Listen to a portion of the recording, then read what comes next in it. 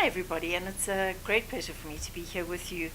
I'm not sure if it's this morning or this afternoon. This is the first online conference that I'm doing, so could be interesting. But thank you very much for joining, and I hope that perhaps we can just put into perspective some of the issues that I think really appear when we talk about Into Africa. I'm Robyn Christie. I'm representing the Global Business Travel Association today. As you know, I am also Robyn Christie, just saying. So great to be here. I'm a board member of the GBTA, and I think really just a good perspective on what's happening within the industry today. I think one of the bigger challenges we always have with Africa is we talk about Africa. We say, connectivity is bad in Africa, or we can't get payment solutions in Africa. We have to always remember Africa is comprised of 54 different countries. That's 54 different countries with 54 different societies, 54 different cultures, different behaviors, different infrastructure. There's 2 billion people. I think we represent over 15% of the world's population, and 3% of the global air transport that happens in the world. So it's a sizable operation, but certainly it's by country. Some countries are certainly are busier than others and have more attraction than others. I think the only, when we talk about tourism, we know that 62 million people visited Africa in 2017, and those were the numbers presented by our Minister of Tourism, Minister Hanekom, last at the Indaba. However, that only reflects about 5% of global tourism. So there's huge opportunity as far as tourism is concerned. But I think today we're really talking about the business of doing business with Africa.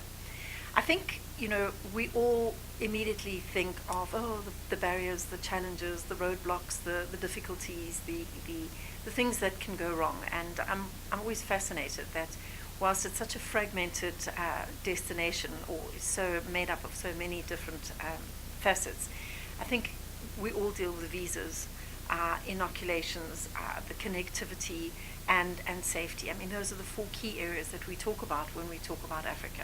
And visas, unfortunately, there's not a whole lot I can add to. I think it really is dependent by country. I also know that there's a lot of reciprocal work that happens between countries, and if we've seen and experienced, if South Africa extend more harsh or more severe visa restrictions to certain countries, they're very kind in reciprocating that gesture and doing exactly the same for us, which obviously has an impact on South Africans visiting those defined countries. We also talk about the fact that I belong to a number of those online travel sites for inquiries as to suggestions, and I think now media are instrumental in presenting those sites.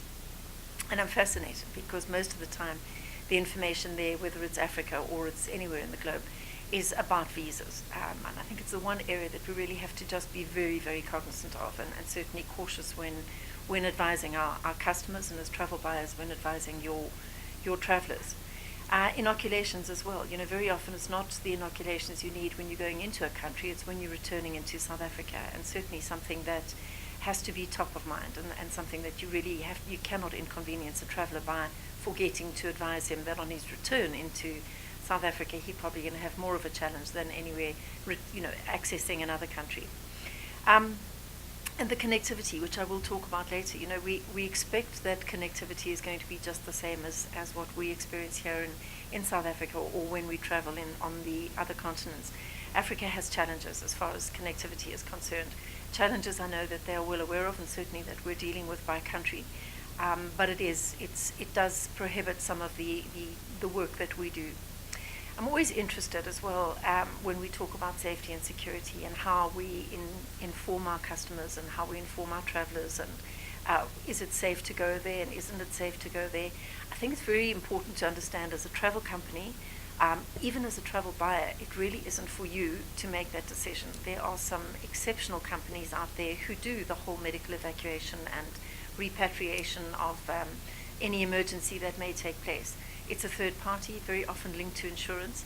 But my advice really is, as a travel company, and certainly as a travel buyer, you need to be well versed with what those companies place on offer for you. I remember in a previous role we had customers who were traveling into one of the countries in Africa, and they were repairing roads. Unfortunately, there was a severe accident in the minibus that was transporting the workers to their port of work that day. And within 24 hours, all of those passengers, dead or alive, were back in South Africa. And it wasn't because we had intervened as a travel company, but it was because the medical emergency system in place was really sophisticated and was able to actually access them, have the necessary medical emergency and equipment on standby. The challenge as well is that they are, for us to keep abreast of all of the security issues within different countries is very difficult. It's enough we've got our own challenges in place, but certainly to be expected to be providing, is it safe to go here? Is it safe? There's elections there. We're not sure if it's a good destination for us, or are we good to go?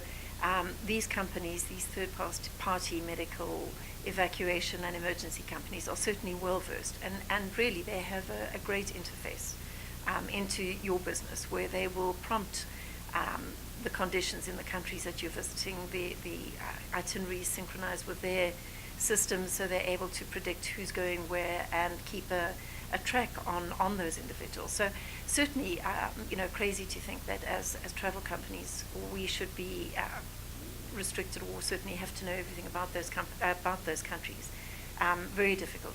As is those same systems that work for Africans visiting Southern Africa, and they have the same set of rules and the same set of systems, and also the same provide the same medical emergency evacuation. So I think we take on so much responsibility as bookers, whether we the buyer or the booker in the multinational, or the TMC operating on behalf of a local Southern African company. There are certainly services that we should be making use of. So is it a barrier to business? It shouldn't be, because I think there are facilities there that make life a little bit easier for you, and certainly shouldn't be ignored as far as transporting your passengers to those countries. When I talk about the 54 different countries, we cannot have the same expectation that we have out of an Eastern African country and a Western African country, Southern or even Northern. Each of them operate very, very differently. We have a demand in South Africa that we're all going online, and we want to make sure that we have the online capability for our customers, whether it's through a booking tool, whether it's really just an advisory. We have to remember that connectivity in those countries is challenged. It's challenged for a number of reasons, but certainly the functionality, the supplier demand is also based on the critical mass. You cannot expect a small African country to operate in the same way that a large African country operates, with the same kind of sophistication, the same kind of technology available. You look at suppliers. It's really, they go where the supply and the demand is. They'll supply where the demand is. And when there's no critical mass, they're not going to set up an operation that services, supports. So it's very difficult to expect, doing business in Africa, and we make that statement so often, and it really does irk me, because it's not true. It's certainly dependent on the country that you're actually doing business with. Just as a matter of interest, I think apparently it costs less to ship a car from Paris to Lagos than it does from Accra to Lagos. And that really just can give you an indication of some of the challenges from an infrastructure, from a costing, from a facility perspective. And that's just the way that it operates in Africa. We have to be very well aware of that. There is certainly no one Africa. There's certainly no one single view of Africa. There's so many different markets. And we also know that direct flights into the countries that we're wanting to visit are not challenged, but they're few and far between. They don't operate on the same frequency that we have in the more established markets. Again, mass, if the demand is not there, we're not going to see those airline routings there. The distance between the different countries on the continent are huge. I mean, far more than Europe. And I think there were some stats that they give with literally South Africa is 4 times, oh, not South Africa, Africa. The distance between the longest ports is nearly 4 times as long as in the European market. So it's not a short haul flight very often. You're in for the long haul. So again, not trying to scare anybody, but I'm saying these are just facts that we have to consider and just be aware of.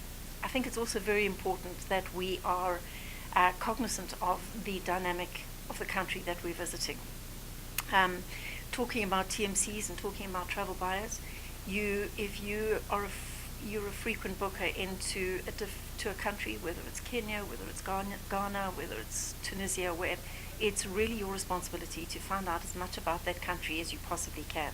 Not necessarily just on the routing, but certainly the conditions within the country, the main hotels operating in that country, just the ease of transport around the country, because I think very often we underestimate that and we put at risk, not from a safety and security perspective, but just at a business perspective. You know, if you underestimate the time it takes people to get between meetings and you haven't advised your customers or your travelers about that, you're not a great advisor, to say the least.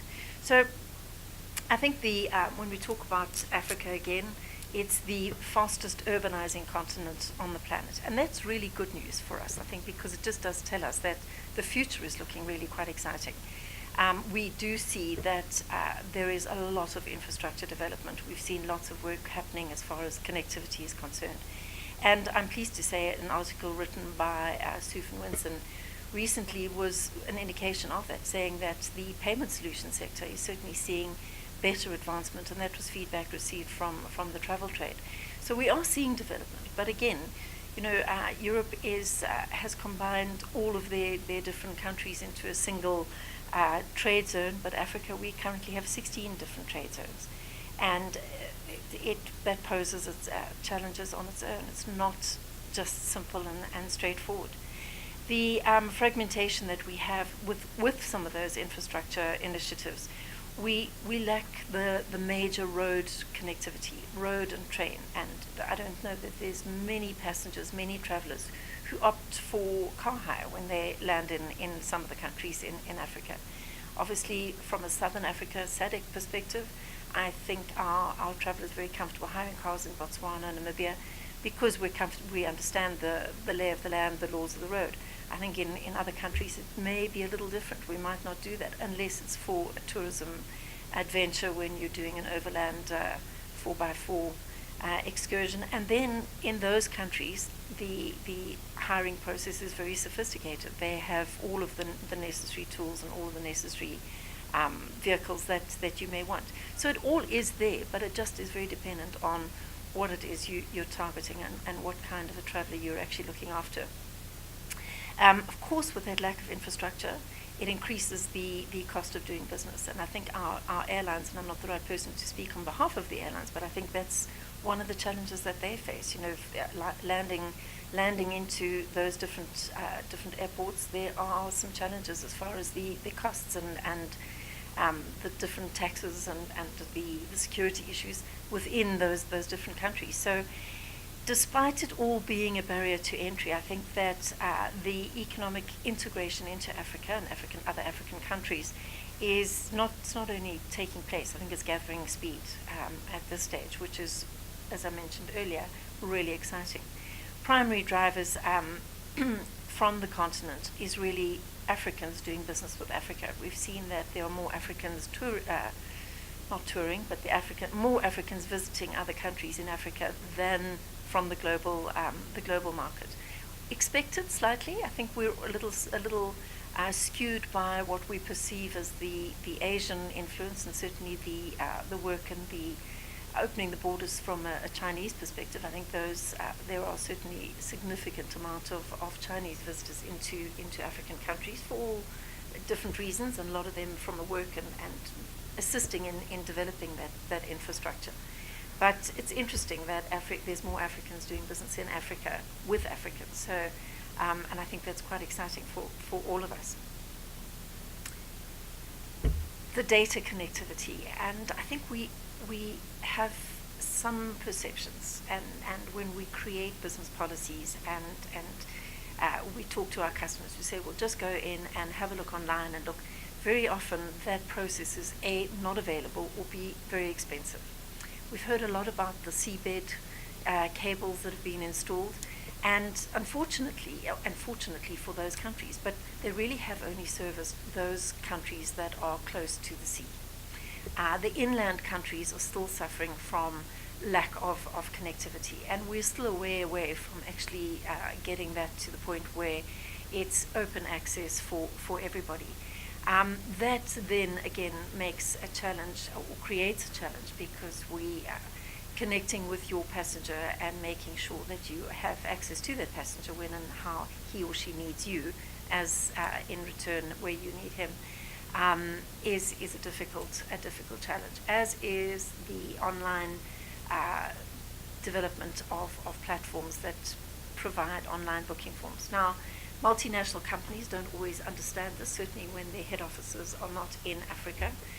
So we have still got the demands from those multinationals where they want to see reporting, where they actually want to manage the travel policy in the same way that they're managing other countries. I'm always amazed and always impressed the amount of just how resourceful the TMCs are in some of the countries that I've had experience with, where they literally they will prepare those reports and they provide those reports on time, accurately. But of course, it's very labor intensive, and it does have there are risks involved, because when you throw people at it, you also throw human error. But they have set up a series of verification checks and balances.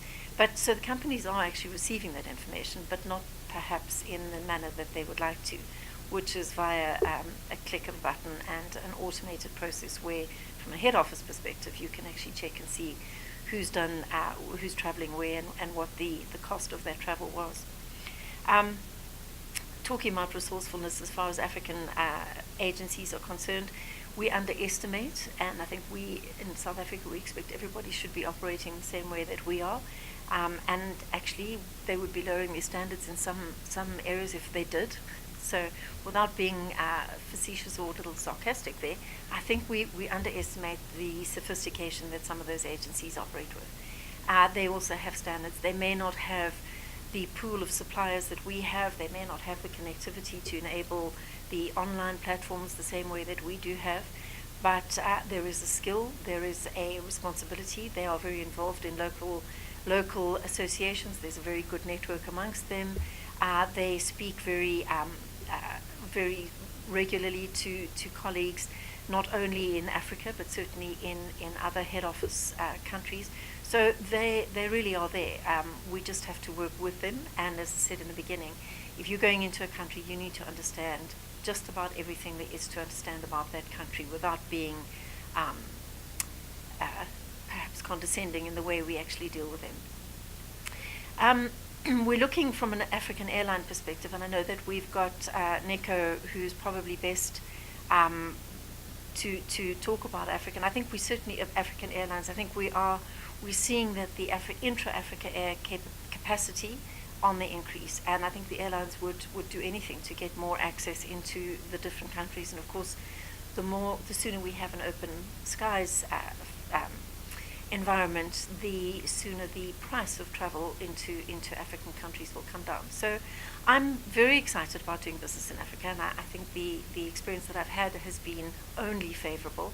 However, I understand that there are some barriers and there are a number of challenges. But we're a very resourceful, robust, and dynamic industry. We need to work in and around those and with those. So thank you very much.